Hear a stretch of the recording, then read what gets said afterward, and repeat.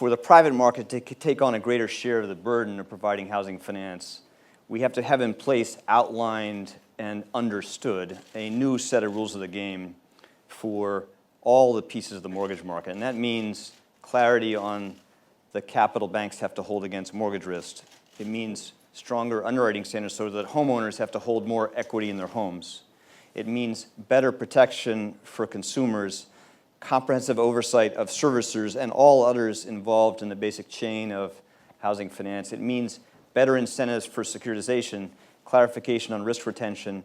That comprehensive set of reforms that are laid out in Dodd-Frank have to be put out to the market and to give investors and banks time to adjust, to understand what will be the new economics of making mortgages in this country. The third piece is to define a substantial but more targeted role for the government in supporting affordability, both for people who want to own a home and people who want to rent. And the paper lays out a series of basic elements of a reformed role for the government, concentrate on the FHA in helping support those basic objectives. And finally, of course, is the end game. And taking advantage of a lot of work that many of you have done, we provide a brief overview of the full spectrum of options out there for future reform.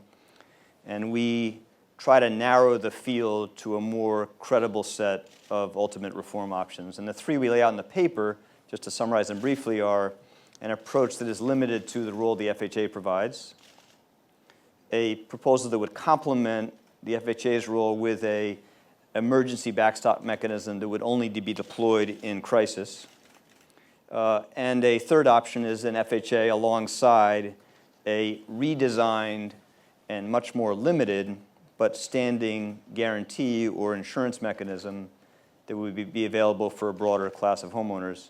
Those all have very different implications for the nature of the government's support, for the vulnerability of the market in future housing crises, future recessions. And we think it's helpful for the broad set of stakeholders in the country and on the Hill to spend some time trying to fully understand the implications, the relative merits, the disadvantages of those mix of options.